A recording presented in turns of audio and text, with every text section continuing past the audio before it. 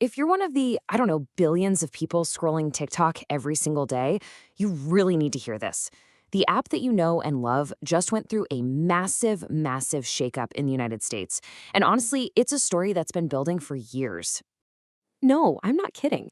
Can you even imagine that? The app was literally on the verge of just disappearing completely for its 200 million users over in America. We're talking about a huge, high stakes drama. So, how did TikTok manage to pull back from the brink? Well, a massive last minute deal was struck, and it created a brand new American company just to run the app in the US.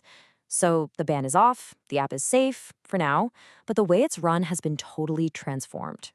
So, what was all the fuss about, right? This was never just about viral dances or, funny cat videos.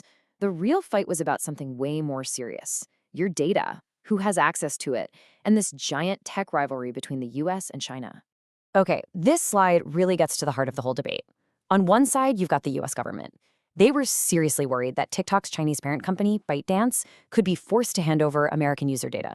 And they were also concerned that the algorithm, the For You page, could be manipulated. But TikTok's defense has always been pretty straightforward. Nope, US user data is stored right here in the US, and we operate independently. And trust me, this fight was not a quick one.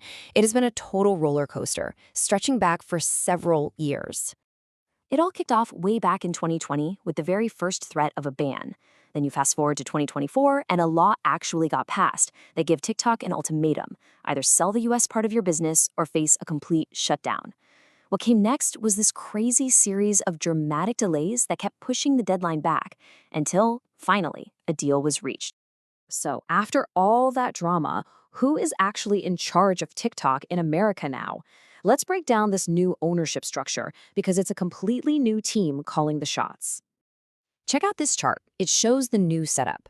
TikTok's original owner, ByteDance, now has less than a 20% stake. The majority is now controlled by others, including American companies like Oracle, a tech giant known for data security, and the big investment firm Silver Lake.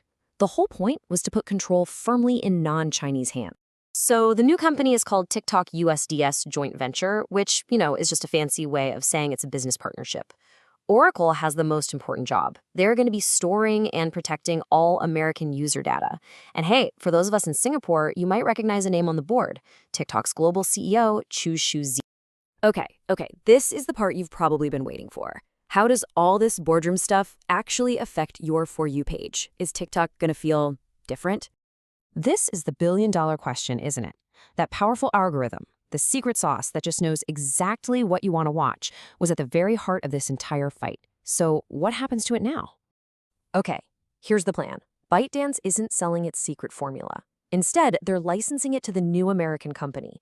But here's the super crucial part. The algorithm is going to be completely retrained from scratch using only data from US users.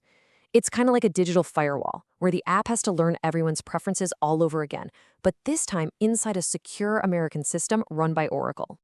And you know what the best part for users is? You don't have to do a single thing. No new app to download, no new account to make. All of these huge changes are designed to happen seamlessly, totally behind the scenes. But not everyone is convinced this is the perfect solution. As one think tank, the Center for American Progress, pointed out, a lot of the deal's details are still totally secret, which leaves a whole bunch of unanswered questions. For example, will this new retrained algorithm be as good at finding videos you love? Does ByteDance still hold some influence through things like advertising deals? And probably the most important question, does this deal really solve the bigger problem of tech competition and mistrust between the US and China? Or is it just kind of a temporary fix? Which leaves us with the biggest question of all. Is this really the end of the TikTok wars, or is it just a temporary truce in a much larger global tech conflict?